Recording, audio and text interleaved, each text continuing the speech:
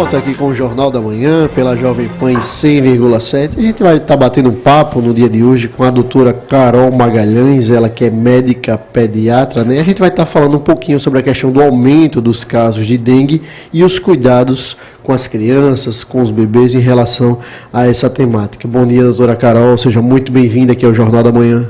Bom dia, João. Bom dia, ouvintes. Estou muito feliz de estar aqui de novo, para a gente conversar um pouquinho.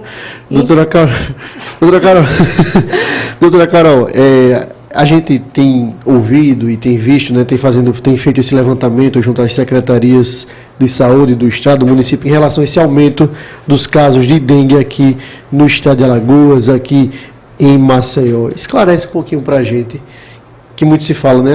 Tem esse tipo de dengue, tem a dengue hemorrágica, Quais são esses tipos de dengue que podem, de fato, cometer, né, trazer esse prejuízo para a saúde das nossas crianças e dos nossos bebês? João, uma coisa muito importante para a gente falar também é que de 2023 para 2024, a gente teve um aumento muito importante, muito alarmante nos casos de dengue. Então, no Brasil, a gente pulou aí de 1 milhão e poucos casos, quase 2 milhões de casos em 2023, para 6 milhões e meio de casos em 2024. No mundo, tivemos 13 milhões de casos em 2024. Só no Brasil, 6 milhões e meio. Então, assim, quase metade dos casos mundiais, quase da metade do número de casos aí que ocorreram no mundo foram no Brasil. Então, isso realmente é bem alarmante. A dengue é uma doença, né, que é caracterizada por uma febre de início agudo, uma febre alta, que dura aí em torno de 3 a 7 dias, acompanhado de alguns outros sinais. Dor de cabeça, dor atrás dos olhos, artralgia, que é a dor nas articulações, no corpo, pode vir acompanhada de vômito, de diarreia. E a gente tem a dengue hemorrágica, que foi que você perguntou. A dengue hemorrágica, ela é uma complicação da dengue. Ela não acontece na sua maioria, é uma minoria que pode evoluir com dengue hemorrágica, né? E principalmente em grupos aí de risco, crianças menores que 2 anos, idosos, pacientes com doenças crônicas, que têm asma, que têm hipertensão, que têm diabetes. Doutora Carol, essa evolução dessa dengue, quais as principais motivações dessa evolução? Falta de repouso, de algum medicamento, da ingestão de líquidos, enfim, qual a motivação dessa questão, dessa evolução dessa doença? A gente sabe que a dengue hemorrágica, ela tem mais chance de acontecer naquele paciente que já teve a dengue uma primeira vez, tá?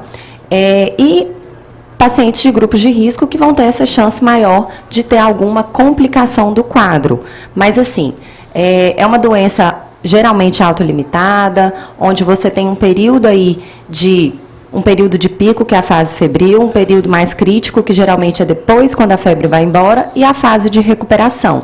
Então, a grande maioria das pessoas, elas vão evoluir de maneira favorável, né? Mas uma minoria aí vai evoluir com alguma complicação. Então, isso às vezes é meio imprevisível, né? Pessoas do grupo de risco têm que ter um cuidadozinho maior, tem que ter um acompanhamento médico um pouquinho mais de perto, para qualquer sinalzinho de alerta, você intervir, você ter um suporte, você hidratar, né? Eu falo quais são os sinais de alerta para você procurar uma ajuda médica. Então, quando começa a ficar muito intenso, muito frequente os sintomas, por exemplo, uma dor abdominal que não está passando e que está aí de moderada para mais intensa, vômitos mais que 3 vezes, que eu falo assim, é um vômito mais persistente, não é só um episódio de vômito, diarreias mais importantes, sensação de fraqueza, tipo hipotensão, desmaio, sangramento de mucosas, né? Fala assim, o pessoal na dengue hemorrágica, a gente acha que é só o sangramento. Sim. Mas não, então são sinais de gravidade, né? Porque na dengue, você perde o líquidozinho de dentro do vaso ali sanguíneo, e ele vai para outras cavidades. Então, ele pode causar, por exemplo, ascite, que é o líquido dentro da barriga. Ele pode causar o derrame pericárdico e pleural, que é o líquidozinho ali na regiãozinha, na cavidade do tórax e do coração. Então, isso são sinais de gravidade da dengue. E que um acompanhamento próximo ali, qualquer sinalzinho de alerta, você ser avaliado e ser atendido por um médico, isso vai fazer total diferença. E muitas vezes, doutora Carol, né, esse tema da dengue ele é negligenciado principalmente uma boa parte da população acha, né, que o mosquitinho ali, né, o Aedes aegypti, é meio que inofensivo. E realmente quando a pessoa é cometida com a doença da dengue, né, não tem a questão desses cuidados, né, que a senhora traz, né, que pode realmente levar ao pior, né, ao pior de fato. A evolução mais grave, né? Ô, doutora Carol, com relação a esses sintomas, assim, existem diferenças da manifestação da doença em crianças e bebês para adultos? E até entre mesmo bebês muito novinho ali, para uma criança um pouco maior, existe também diferença nesses sintomas? Tem como a gente, de repente, identificar em cada fase, por exemplo, dessas idades? A criança, ela não conta pra gente, né? Então, assim, às vezes o exame físico é um pouquinho mais desafiador por conta da linguagem mesmo, da fala ali. Verdade. Então, quanto mais bebê, mais atento a gente tem que ficar. Os sintomas em criança, geralmente, eles são mais inespecíficos. Então, assim, a criança muitas vezes não refere uma dor de cabeça. Ela vai referir que ela está com dor chorando, irritada, às vezes prostrada. Então, sinaizinhos clínicos do estado geral da criança, de prostração, irritabilidade, a criança fora do padrãozinho dela ali de normalidade, é um indício que não tem alguma coisa que está indo bem, né? Então, assim, diante de um quadro de febre, a criança com sintomas de vômito, diarreia, irritabilidade, sonolência, você vai precisar investigar. Não dá pra gente esperar. Quando a criança é muito bebê, muito pequenininha, talvez você não vai esperar aí 3 dias de febre para você levar a criança para avaliar. Se é um lactente com menos que 2 meses, a gente vai procurar uma ajuda mais precoce e, se necessário, aquele médico vai ficar reavaliando a criança a cada 24 horas. Ô, doutora, por se tratar, é um quadro viral a dengue, não é isso? Isso. Por se tratar de um quadro viral, o principal medicamento são analgésicos? Quais são as principais medidas, de fato, para combater ali os sintomas, as dores, de fato, quando a pessoa está com a dengue? A dengue é causa provocada por um vírus da família, a gente chama de arboviroses. Então, também zika, chikungunya, dengue, né? Não só a dengue. A gente tem que tomar muito cuidado com a automedicação, porque nesses quadros a gente não deve fazer o uso de anti-inflamatório, de AS. Então, na dúvida, num quadrozinho de febre e com a suspeita aí, com a probabilidade de dengue, né? A gente vai usar ali um analgésico simples, que a gente fala, que é o paracetamol, que é a dipirona, e qualquer coisa que está fugindo do normal, é importante que você procure uma avaliação médica. Ô, doutor, essa automedicação, caso a pessoa se automedique, se autorreceite, quais são as problemáticas, quais são as causas dessa automedicação, por exemplo, se tomar esses remédios contraindicados quando a pessoa está com a dengue? Você aumenta o chance de sangramento, né? A dengue, o principal tratamento da dengue, mais do que um analgésico simples ali que você vai tratar o sintoma, é hidratar. E eu falo que o hidratar é mais que o normal. Então, assim, quando você está debilitado por alguma infecção, você já não tem um apetite já tem um apetite reduzido, você já não tem tanta vontade de tomar líquidos. Então, a gente tem que tomar muito cuidado com isso e tomar mais líquido do que o normal. Água, suco, água de coco, fruta, e ficar atento aos sinaizinhos de alerta. Doutora, eu acho que é uma dúvida comum.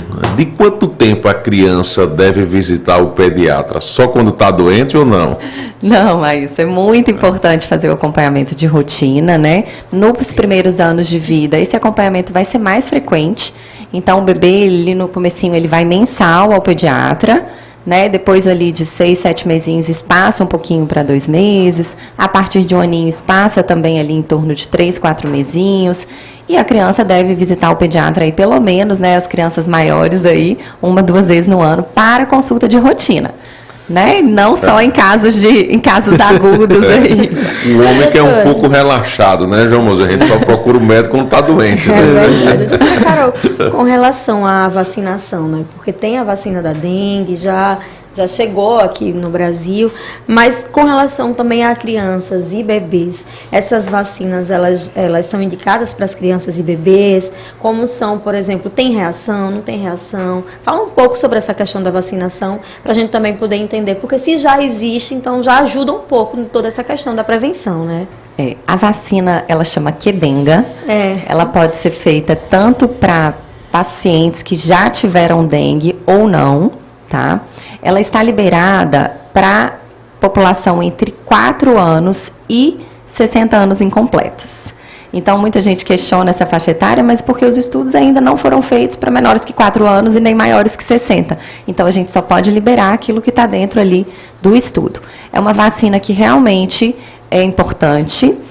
O ano passado, a gente teve disponível ela em algumas cidades aí que foram listadas no Brasil, que tiveram uma incidência maior. E, assim, gente, é muito impressionante, porque tendo uma vacina que está disponível, uma vacina que atua aí na prevenção, a adesão à vacina em 2023 foi menos que 50%. Então, mesmo tendo disponível essa vacina em várias cidades, não atingiu 50% de vacinação aí para a população que estava disponível. Então, esse ano, no SUS, a gente tem disponível aí a vacina para a população entre 10 e 14 anos, que foi eleita aí a população onde você tem maior númerozinho de casos, mesmo eles não sendo população do grupo de risco, mas você tem um número de casos maior entre 10 e 14 anos. A gente ainda está aguardando para ver se vai ser todas as cidades ou se vai ter uma lista de cidades que vai ser disponível. Agora, em janeiro, era essa organização aí. A vacina da dengue ela já está incluída no calendário anual? Isso no calendário do SUS. Aí a gente, o ano passado, teve essa lista de cidades que receberam. Esse ano a gente ainda está aguardando para ver essa lista. Na rede privada, você já encontra. Essa vacina, ela custa algo em torno aí de R$ 350 a R$ 500 a dose. E a dose é feita uma dose e um reforço com 3 meses. E essa vacina, você tem uns estudos aí já de acompanhamento, onde você tem aí 3 anos de acompanhamento, e o benefício dessa vacina, ele sustenta ao longo desse tempo aí. Então, não é uma coisa assim que você vai ter que vacinar todo ano, sabe? Então, é uma vacina importante e pensando no número de casos. Aqui em Alagoas, a gente tem casos, não é tão alarmante quanto algumas cidades do Sudeste, né? Minas, São Paulo, Brasília, o Sul, tem dados muito mais alarmantes, mas você encontra casos de dengue o ano inteiro. E um alerta principalmente nessa fase, né, de verão, de muito calor, de chuva, né? E a vacina, ela não previne 100%. Mais importante é você eliminar o criadouro. Então, é de responsabilidade de todos nós, né?